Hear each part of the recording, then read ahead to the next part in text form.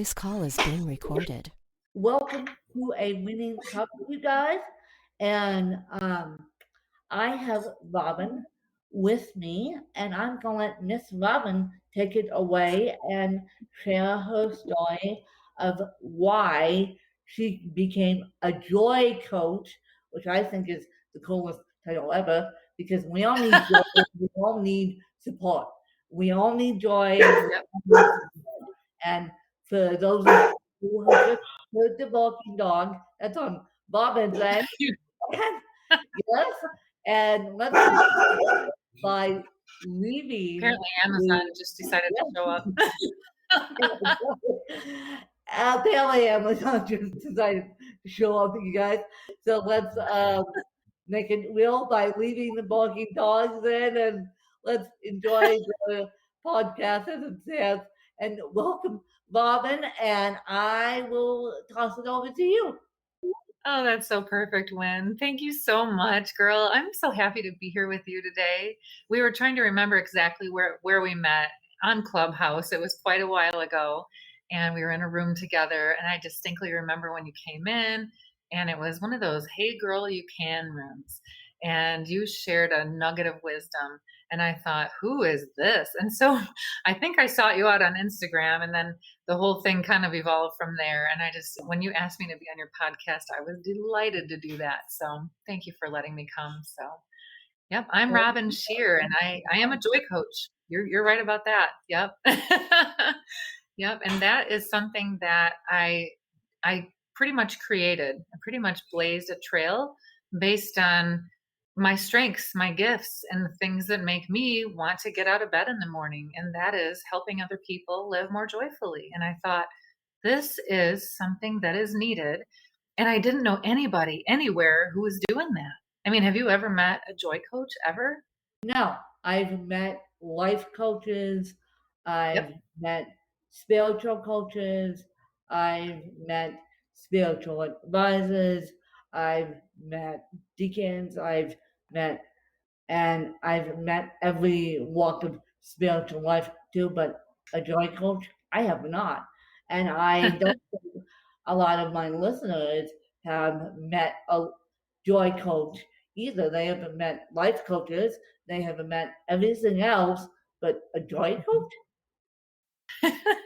Well, I'll be honest, I'm the only one that I've ever met. Yeah, So, you yeah. talk I about mean, well. I'm certified as a life coach, but my specialty is joy and living more joyfully. And I really get excited when I get to work with parents who really want to have joyful relationships with their kids. And I'm talking like relationships that are so much fun, and they get to do things that they never thought were possible because I help them connect on a deeper level. And then they trust each other. And when there's trust, then there's fun, and then there's joy. So that's my jam. I love it.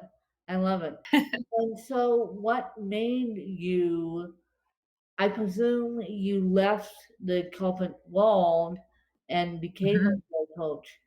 What made you kick the golden handcuffs, so to speak, and become a joy coach?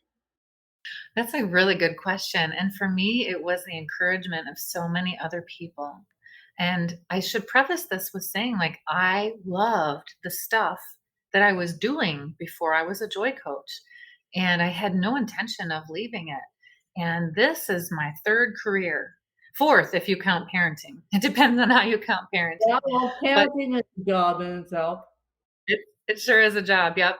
It's like they say, the toughest job you'll ever love. And that is so true. So, Yeah. but yeah, I was serving in youth ministry at the time and absolutely adored everything that I got to do. I was so thankful.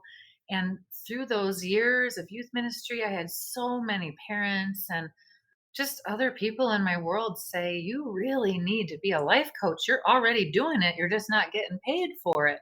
And I finally listened. And so I went and got certified. And so I'm certified through the International Coaching Federation. And I love that whole group. And I love the fact that they let us decide what it is that we want to help people with. You can coach people on a number of different topics. And let me tell you, man, there's no way I could coach somebody on business. I mean, I would be the worst person for that. Or I couldn't, I knew I was not good at things like money management and finance coaching. Oh gosh, heck no. But joy and living fully despite the circumstances and just living with gratitude, that is something I can help people do no matter what's going on. And so I decided I'm just gonna throw it out there into the wind and see what happens. And it's been so fun because I've met people around the world as a result, literally around the world. And it's just mind blowing to me how I can ask these people, well, what brings joy to you? And man, their answers are so varied. I mean, okay, let me ask you, I'm going to put you on the spot. Yeah. Tell us what brings joy to you. What brings joy to me is Yep. being able to have the freedom with cerebral palsy, and no pun intended, but I was given the winning attitude in '87, but I didn't get my freedom until I moved to Phoenix, Arizona, because I was trapped um, in a house with stairs, number one, and Oh, stairs wow. were dangerous for neurological condition, and people knew it, and they didn't want to necessarily help me. And then once my dad passed away, it's like, okay, who's going to maintain this house? And even though I Yeah. had the financial blessings to maintain this house, I'm like, I am not going to do it. I can't afford to maintain this house. And so Mhm. it landed up being, and you guys know this, it landed up being I sold my house. It I started the process of that back in September of 2020 21, and it closed in December, and I got the cash and took that cash, and someone else took it from me. My financial advisor took it for me and invested in property in Phoenix, Arizona.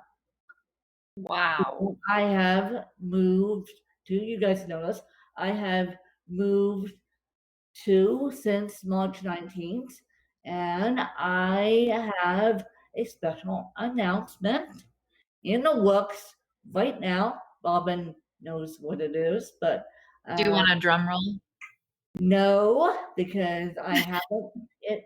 I have. It's in the works, you guys. It's definitely in the works, and so let's just leave it at that. And Oh, we're gonna leave them hanging. They have to tune in to find out. leave you guys hanging.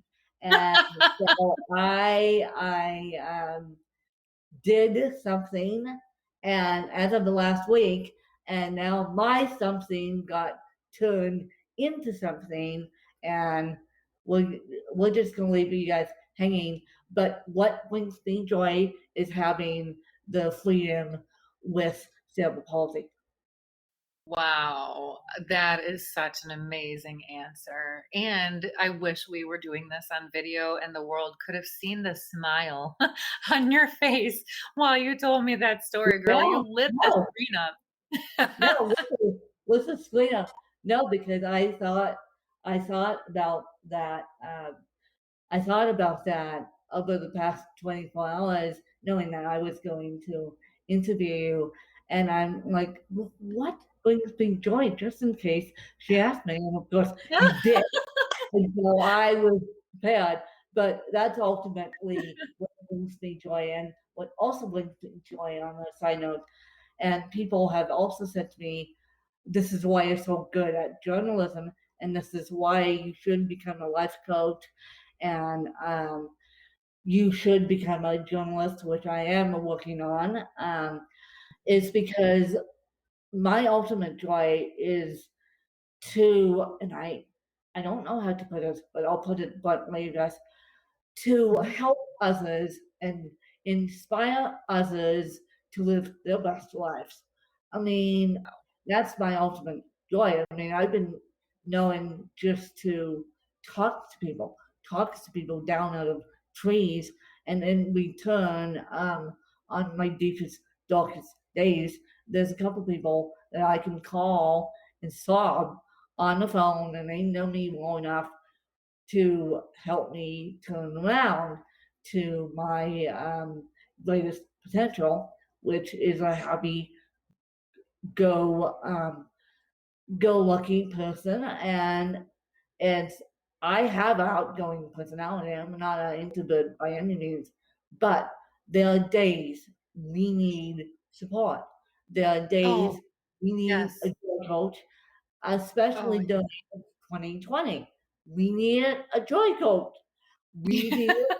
And Grant, a joy coach is not a counselor, you guys, but it's if you need counseling, go seek counseling too. And I'll admit, Absolutely. I have been in counseling for over a year now. It's gonna Me too. be 2 years, and so that is a good space too, just It to is. have someone to say, look, it's okay, it's okay, it's okay. And Yep. I got a text message before doing this recording from Robin, which I will not share due to Mhm. client confidentiality. And she goes, well, I'm kind of having a tough day because one of the people that I was working with was took all my energy and was kind of having an interesting day herself. So she needed a Yeah. joy coach, and that Yep. joy coach is a little tired out right now. And I requested, she requested that number one, we do this on audio only. And then she said, I called Robin before this um, interview because one of the things I make my assistants do is get everyone's phone number just so I can text them and call them before if they have any questions for me or if I have any questions for them. And I said to Right. Robin point blank, do you feel up to doing a podcast? And she goes, yes, I do, but this is what came up before the podcast. And so one of the things I'm really good at is listening to people's needs. That's a gift. That's a gift. And you're right. And I think we're really similar. You know, you were talking about really wanting to impact people for the good and to use your life to bless other people in some way through your journalism, through your podcast. And I think we're cut from the same cloth because you can't go into a helping field and not expect to get those phone calls when people are going to need you to help.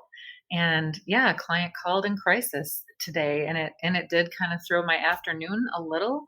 And yet I kept saying to my client, "You did the right thing. I'm so glad you called." And I was able to talk her down from the ledge, and she could see some things clearly that she wasn't able to see without the guidance. But you know, you're talking about the need for support, and you are spot on. Let me just let me just agree.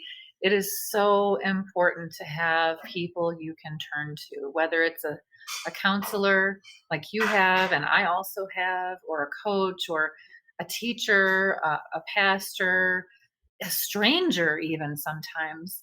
I mean, there's so many people who want to support us, but so often we keep it in. And then it does damage, you know, it does all kinds of stuff inside. It's like having a pinball inside your body. You know, if you ever see somebody play pinball and they like pull the thing back and it like shoots the ball through the machine and it like ricochets all over inside the pinball machine. If we are keeping our difficulties or struggles, whatever, inside, it's like having a pinball just all inside of your body, just doing that damage. And it feels so good to just get it out. there's joy in just releasing crap.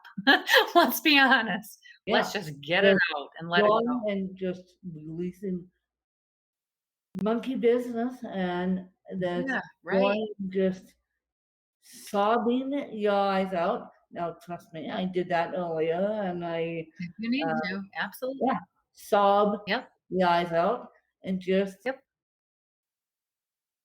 there is something very cathartic in turning to someone there and is. um, saying, "I need help." It's okay. Yeah. And people tease me all the time. They're like, "When you have a physical disability, you have every right to say I need help." And Mm, I turn to people and say, "It's okay to ask the stranger on the street, can you help me? Or yes, can you help me carry something? Or can you absolutely. help me do something?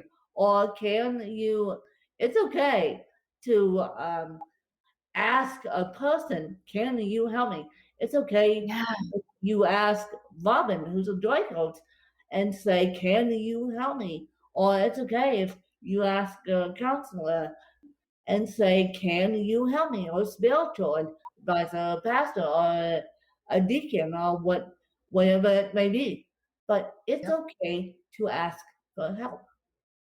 Yeah, you're so right. And to your point, I think I would add it's okay and it's good to ask for help.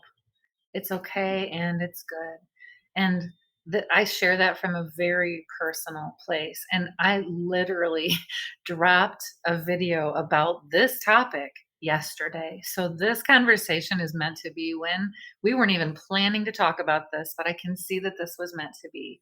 I'm currently recovering from a head injury, and I got it back in January, and I really kept it quiet.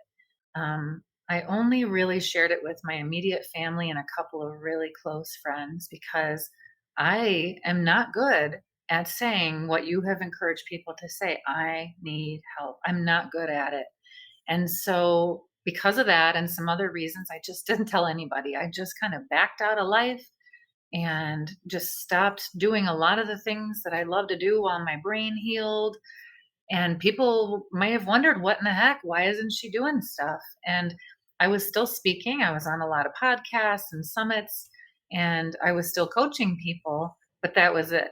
And so, people would see me post something on Facebook, and, I'm on like a podcast, and they think life is normal. But what they didn't know was that was the only thing I did that day. It took all I had to ramp up the brain power and energy to have a good conversation, and then it took me hours to come back down from it. And I did it willingly. I wanted to do it, but literally that was all I was doing. And yesterday was the day that I decided, you know what? It's okay to ask for help, and it's good to ask for help. And I'm going to just throw it out there to the world. I put it on YouTube, I put it on Facebook. It's all over the place about the importance and the goodness of asking for help, and what I learned along the way. It's actually the beginning of a series of videos because I learned so much in my few months with the head injury that I'm dying to tell people all the stuff that I learned, and also the joy that I found along the way. So, I also have uh, had had injury, a traumatic brain injury. You guys, I don't know if you know that, but I have had one for 33 years, almost wow. 34 years, on top of me being diagnosed with cerebral palsy. My brain decided to spaz out the day after I was diagnosed with cerebral palsy, which was June 20, June 22nd, 1987, born Okay. at 26 weeks, 1 pound, 13 ounces. And Oh, my brain decided to have a brain bleed. And I oh, swear wow. that if I did not have that brain bleed, my cerebral palsy would not be moderate to severe cerebral palsy. Mhm. And it's taken me 33 years to really understand what cerebral palsy is, and this is what you guys do know. I didn't realize until after June 23rd of 2019 what condition I was actually dealing with, because I was always told that it was a bone and joint condition. And on June 23rd, 2019, I got emotionally and physically abused by a female family member, which is so uncommon. But she came in and saw what she needed to see. And luckily, I had 3 witnesses, including my stepmom and an aide that was working with me at the time. And I want to put it this way, we'll phrase it this way, that my aide, or my stepmom, or my stepsister didn't do anything to emotionally and physically abuse me. But at the same time, my stepmom let my abuser in my house, and my abuser knew that my dad died and knew that everything that was going on because she was my family member. And I couldn't get out of her grips.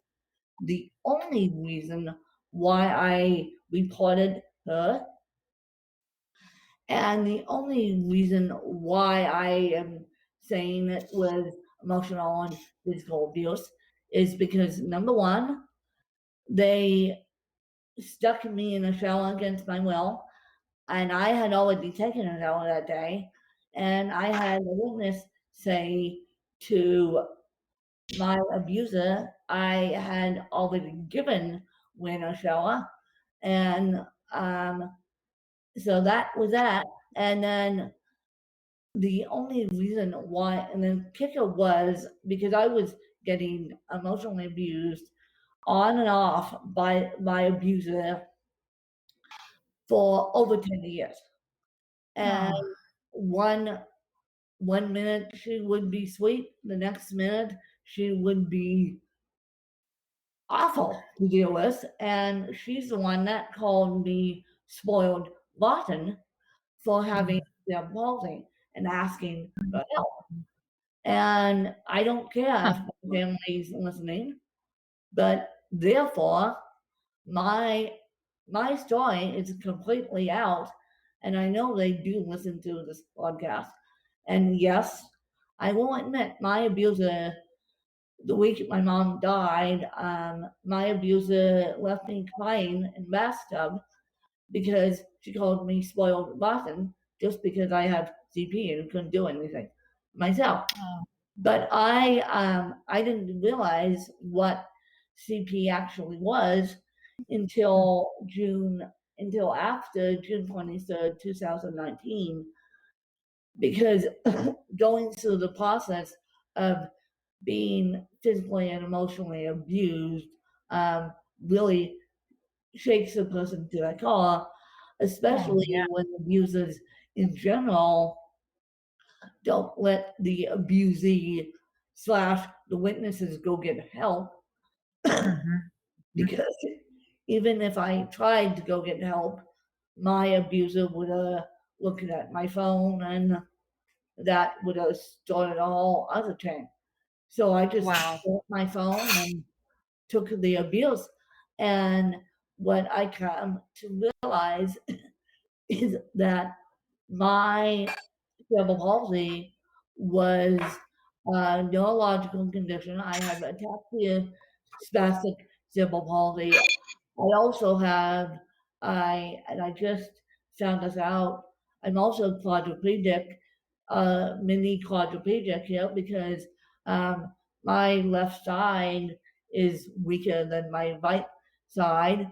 And so people are amazed how much functionality I actually do have. And then on top of that, I had a fairly unfortunate experience in a surgery where they let my spine go dead for 20 minutes. So I became paralyzed for 20 minutes. and they brought my spine back to life, but it did leave me with nerve damage.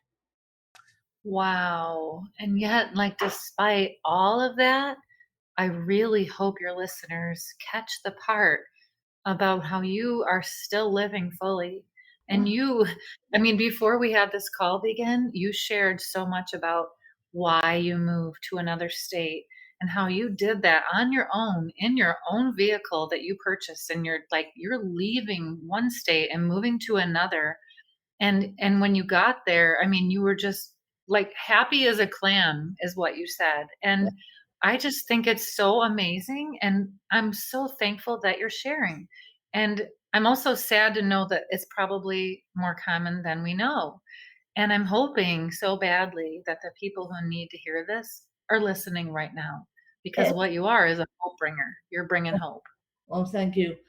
But it's so common behind the scenes.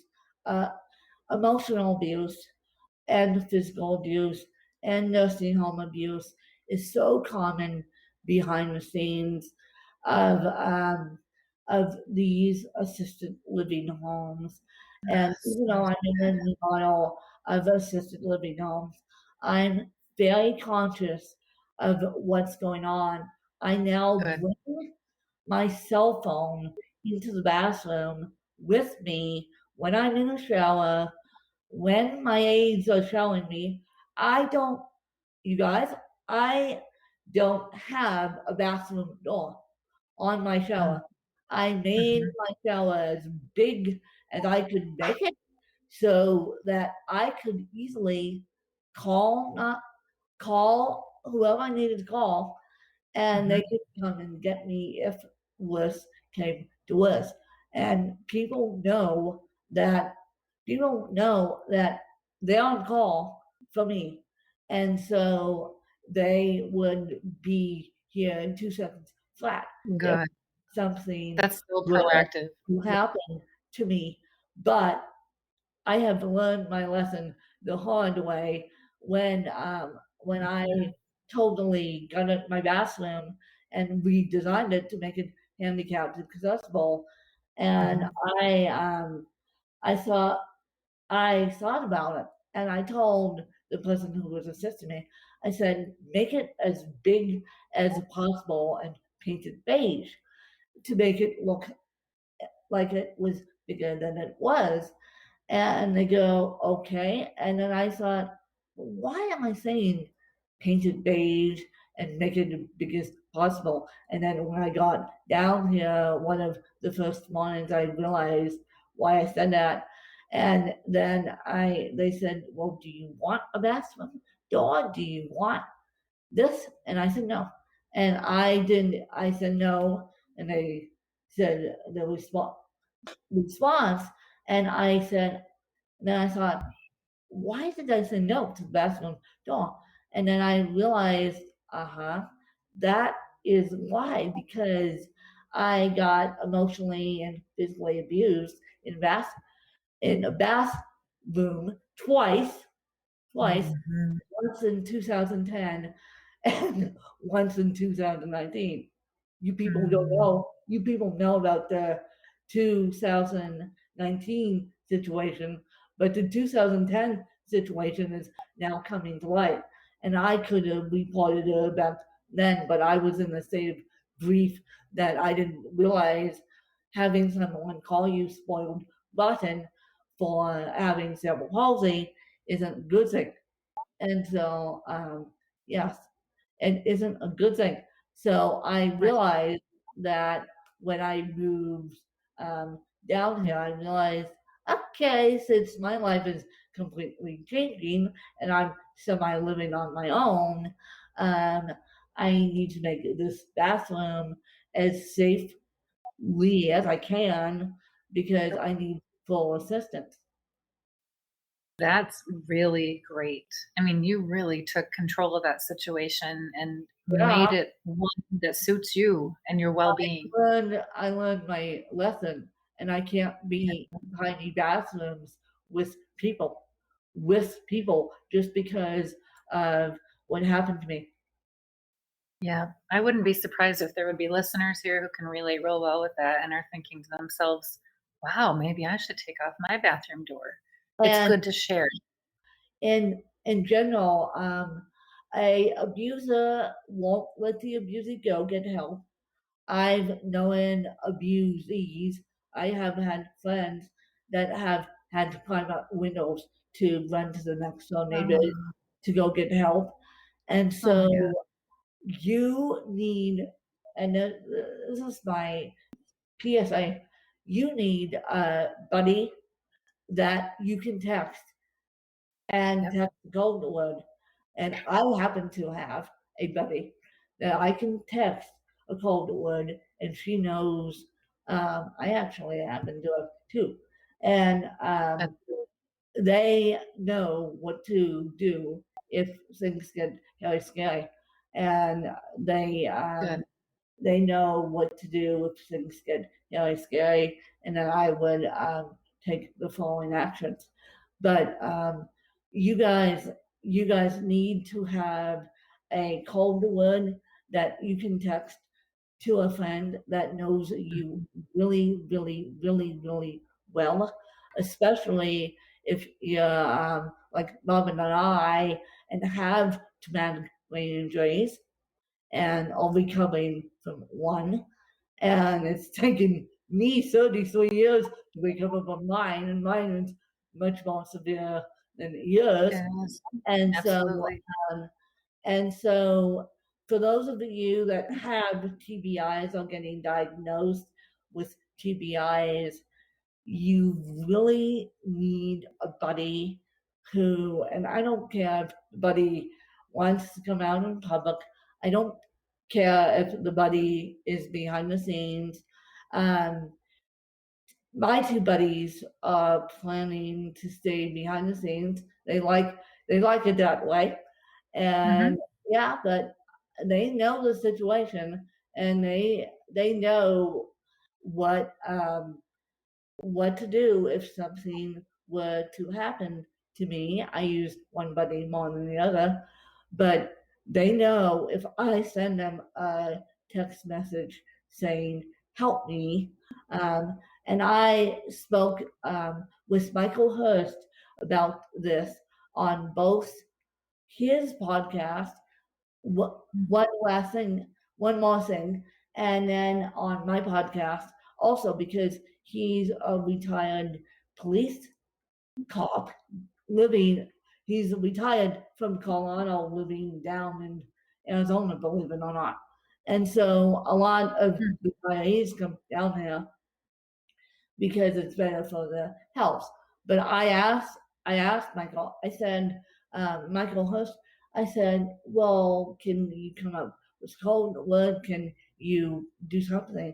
He goes, yes, you can even call the cops and have people get out of your house if you feel unsafe. And so those of you who have a TBI need to know that you need a buddy. Number one, you need to come up with a code word with that buddy and make them write it down or have you write it down. And if you use that in a normal sentence, so your abuser doesn't know that you're asking for help, you can use, say, if the code word is marshmallows, you can say, I'm having a marshmallow sandwich, or I'm having a s'more. And then that will kick off the buddy to Mm, understand that you're in trouble, get help. And yeah, that's and brilliant. That is absolutely so, brilliant. yeah, for those of you who have any disabilities, especially women who are living on their own, like I am, Mhm. and so for those of you who have any disabilities, or for those of you that have care providers coming into your house, it's quite common with care providers to emotionally and physically abuse the aides. I'm lucky that hasn't happened to me in a care providing sense. It happened by a dumb family member, but that's another side in itself. And the fact that she was female, that's really a dumb move. And because 9 times out of 10, it's a male. And I just learned that moving to Arizona, believe it or not. I didn't realize that it's less common for females to do it. And so I just learned that moving to Arizona. And the fact that my abuser didn't know that I am a retired teacher, and part of new teacher trainings is that you become a first reporter slash first responder for the kids. So when you see a kid with bruises, and I hate to be blunt, but that's what happens when you see a kid with bruises, or a kid says something out of the ordinary or is acting out of the ordinary. Yeah, you have to call child, adult, or adult protective services. And my counselor asked me with a witness, because she knew I had a disability. She said, "Do you feel safe at home?" And I said, "Yes, but this is what's going on."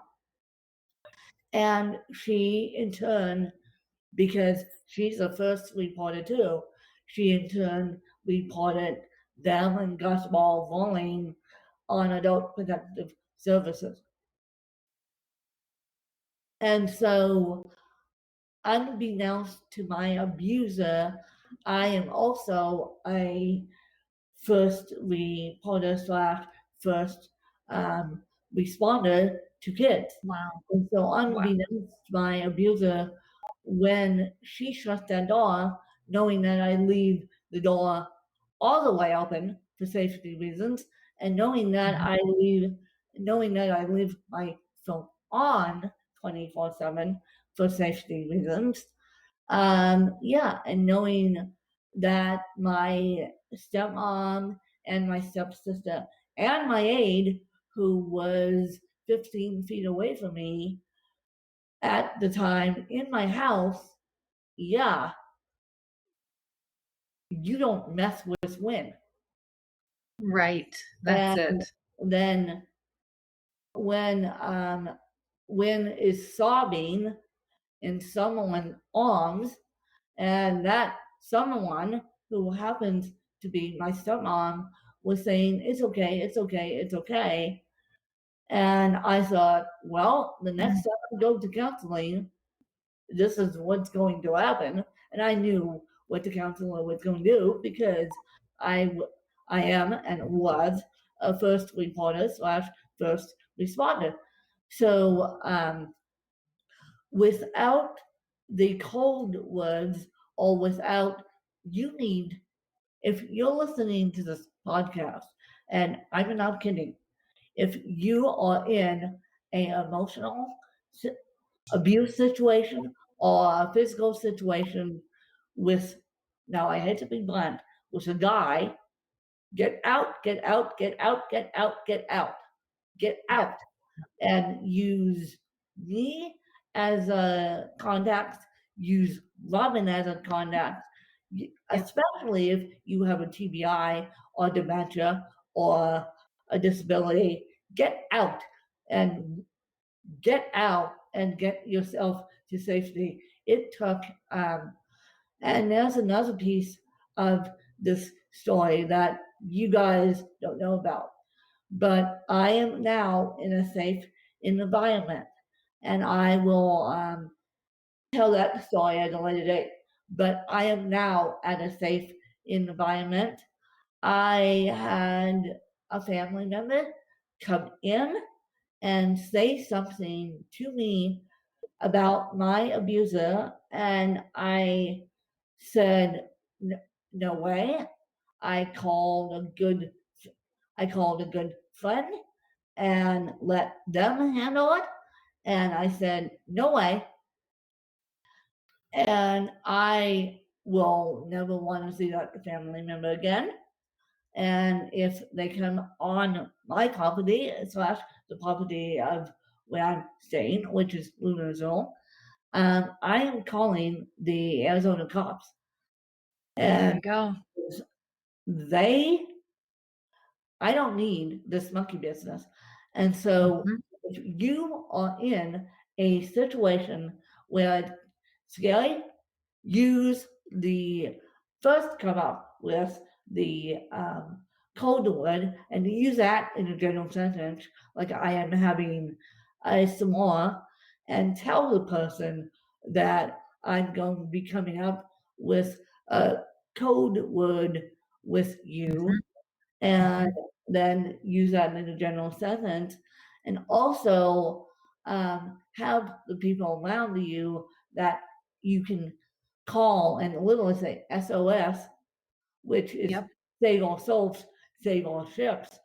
In my case, Yep. it's save all souls, and then they will know if they get a general sentence or SOS. You you can you can they will know to get help. I was actually going to go in my bathroom and send a group text message to my aide and my stepmom and my stepsister to say SOS, I'm being emotionally abused. Well, turns out that I was being physically abused too. And then my stepsister got physically abused by my abuser too. Oh boy. And then, but so yeah, she got dragged down a set of stairs by her arm because my abuser was on a full highway, and they tend to do that. They look at the abusee, they do what they need to do, and then don't coming down off that tree until they're satisfied. And the only reason I reported her and me and still making a big stink about it 2 years later, more in advocacy sense, is because she stuck a camera up in an area that shouldn't be stuck to prove that I'm not getting, to prove to someone else that I wasn't getting good care. Oh my goodness. And then, Oh, when. and then yeah. And then my family member asked me that because people know I felt violated. And my family member asked me that in the back of a Uber in Arizona, mind you, coming back from dinner. And I had to get my assistant to come down to the parking lot to escort me back up to my house because I didn't want my family member coming back up my house and For going sure. into it with my assistant. For So sure. yeah. And so I told my family member that, who happened to know my abuser, and she gulped and was silent the rest of the time.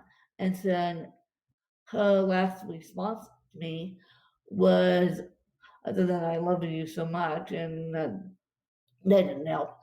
And her last response to me was, I would feel violated too.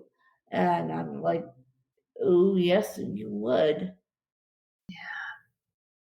I'm so glad that you're sharing that with your family as well as the world, because Yeah, it will empower other people to get yeah, out. Like you said, get out, get out, get out. get out. I don't care Yep. what you do. I don't care if Yep. you call me in the middle of the night and say, I'll call mom in the middle of the night and say, look, I need to talk to someone. I'll Mhm. call a counselor in the middle of the night. I'll call a friend in the middle of the night. I have a couple friends on speed dial that will pick up the phone in the middle That's of the night. And then good. I will, It's very important. Yeah, very important. And so there's a missing piece to that story. That story will be shared on August 12th. And so be on the lookout for that one. I got to go dig for that one. But when I say get out of a bad situation, or if you see a disabled person getting abused, help them. Do something. Do Do something. something. Do Yes. something, because traumatic brain injuries and concussions are quite common. And people, I can't tell you how many people hit their head on a bathroom floor, knock themselves out by Oh, not paying attention to what they're doing, and then they get taken advantage of. And mm, I I have fallen in my shower, you guys, but I didn't knock myself out. Thank God. I knew what thank was going. God. But I have fallen in my shower in Arizona, and I did knock myself out, and it wasn't taken advantage of in Arizona. They know better than to do that. But because traumatic brain injuries, and I'm only saying this because Robin is now recovering from one, and because traumatic brain injuries are so common, and because concussions are so common, depending on the severity of the concussion, when you're in an icky situation and you can't remember what was going on, trust me, I blacked out. I remember staring against the wall and staring out, and I don't even remember that about that physical abuse. All I remember is her sticking a camera up where it should be stuck up. And I remember joking with her just to cut the tension. And it's like, no, you don't mess with women. And so, Right. um, so the go date to the rest of the story will be August 12th. Will be recorded before August 12th and then released as a bonus episode on a winning cup. Um, Wow. and so you guys don't know, you guys will be shocked. And so I'm waiting for that. But as I said, when you guys have a traumatic brain injury and or concussion and you get taken advantage of, you need to know the warning signs of being taken advantage of. And in my Mhm. case, I was lucky enough to be already trained in it, and my abuser did not know that. And so Mhm. therefore, it ended up being that when people shut the door and then come at you and ask you how is your home life, the first question out of the chute, yeah, that is a red flag right there. And so if you ever need a silent witness to hold stuff for you, I can do it. I know how to silent witness. I've been around enough kids and enough adults with disabilities to silent witness. And so talk to someone and get it out, and you get yourself out to a safe place. Absolutely. And you know what? The suggestion that I would make after all of that helpful advice is if you're going to air the rest of the story on August 12th, I really think you need to print some t-shirts and have these available that say don't mess with Win because Yeah, that's huge and that is an inspirational statement that everyone can connect with. You yeah. know, I don't mess with Win, just don't do it. Don't do it. Just don't do it, Yep. people. And Yep. I may be small. I may be small, and I'm only 5 feet and 4.5, 5 feet, and I grew an inch. due to my scoliosis surgery, and I may be sitting in a power wheelchair. Now I use a walker. I've been using the walker most of, well, I've been all but, I've been walking independently, but using a walker for over 10 years now, almost 12. It's going to be 12 years, um, 12 years in on June 14th.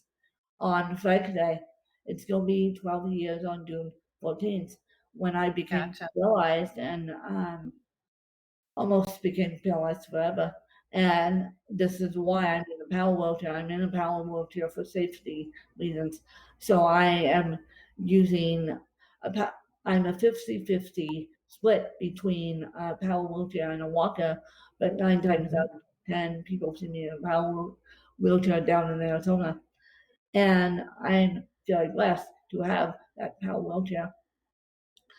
And so I may be small, but I'm mighty, and I know what's going That's on. right. And I could say, I could get the, I could become so silent, it's not even funny. And then speak my mind and then really understand and speak my mind enough so that people could understand. But what I want to tell all my listeners, and Robin, as we wrap this interview up, you can ask me a couple questions.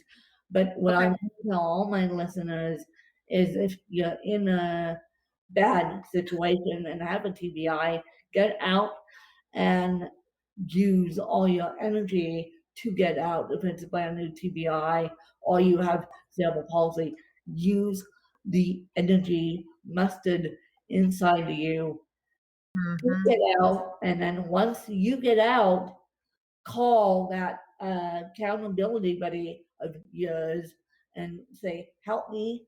And if they're down the block, they can help you. Even if they're 1,000 miles away, they can help you. But while you're inside, look for escape valve. And my escape valve was actually my gut. So my escape valve is a pathway here is a pathway here to a parking lot, and my escape route back home was actually my garage, and I had a walker set up in my garage, so I could easily get to a vehicle and get out. But Good.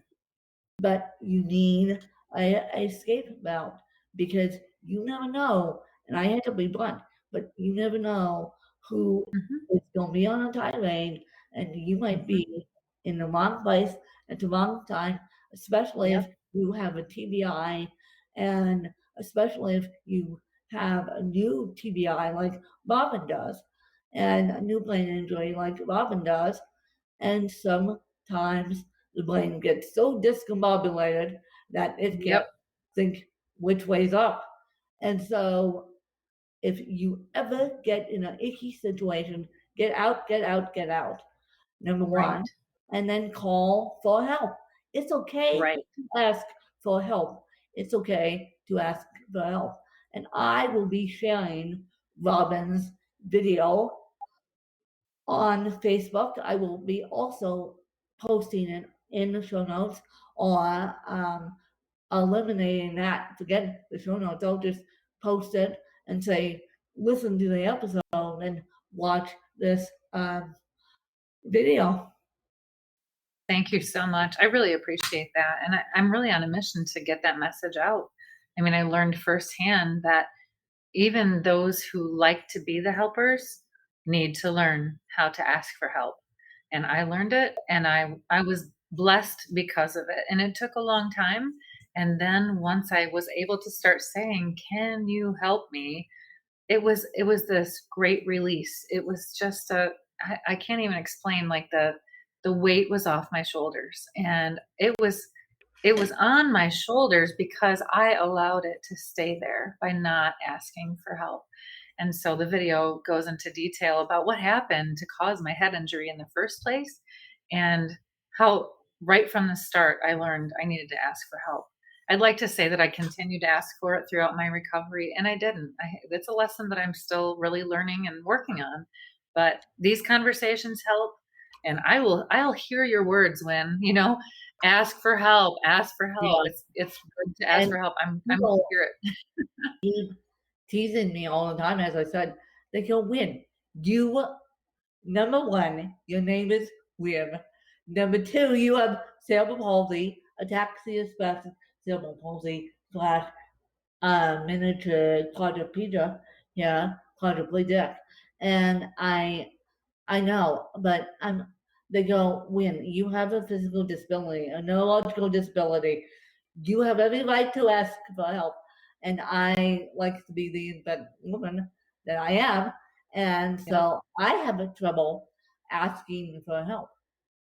Well, maybe And you and I are the ones who needed this conversation. I admit I have trouble asking for help. And people tease me all the time when I say it's okay to ask for help, because they're like, Win, you, number one, your name is Win, Win, and you have a cerebral palsy.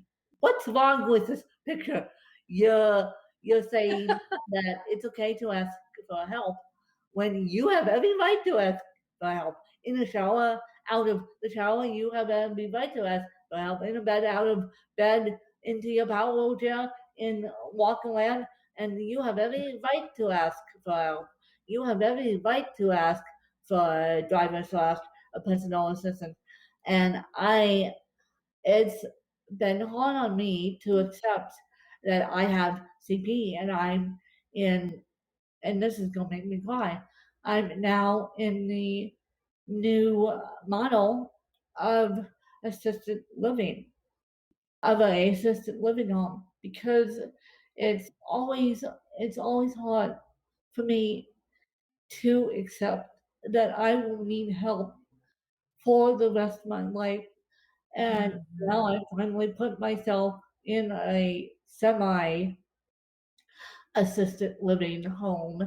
And I am going to explain to you guys the inner workings of Lunazil. I've actually secured the developer of Lunazil to come on my podcast to do a much better ex- explanation of the lunar zone than I can, but I will explain to you in the next couple of weeks of how lunar zone works when I get everything organized.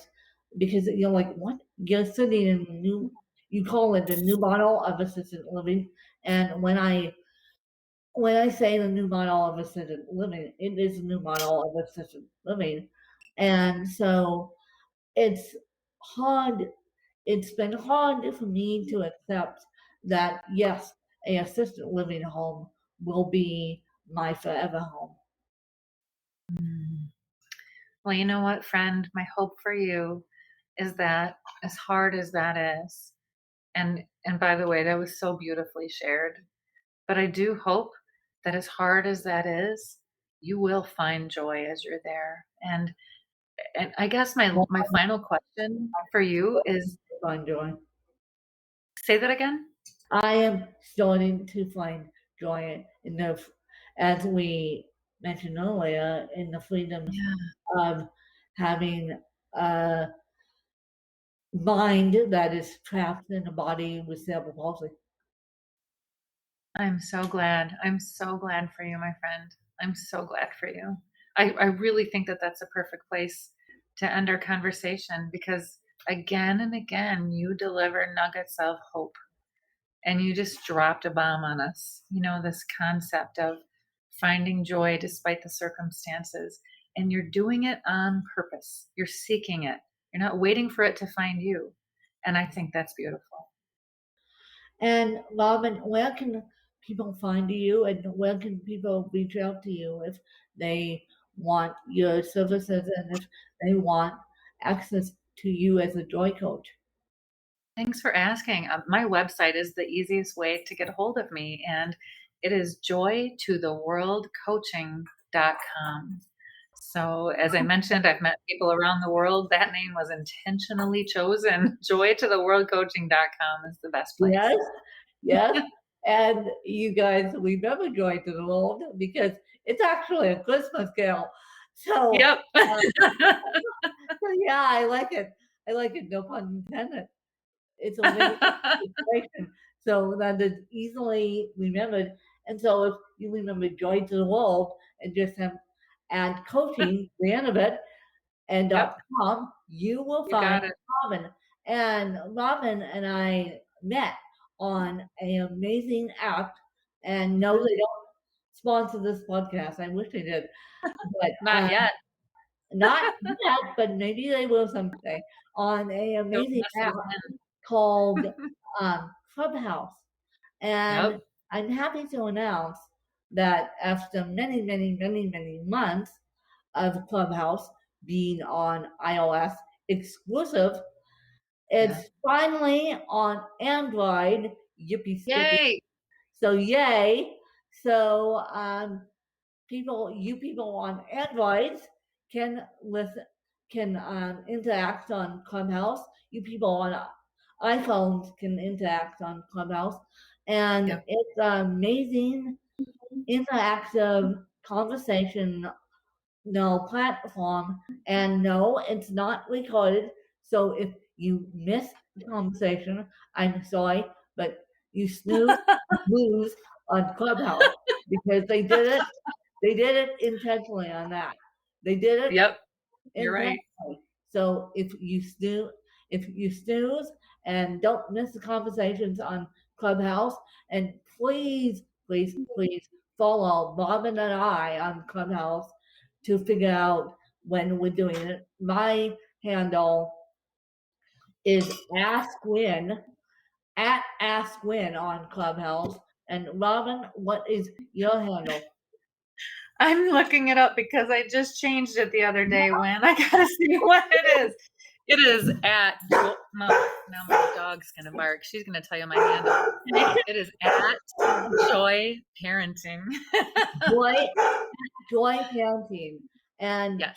you can and I'll explain in detail how Clubhouse works. If you don't know, I should do an audio podcast about Clubhouse. That's a Yeah, good you idea. should. So I appreciate the life in podcasting and enjoy in podcasting, no pun intended.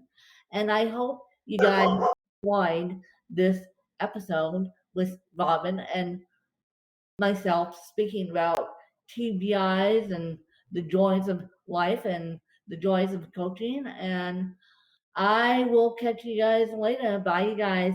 Thanks, you guys.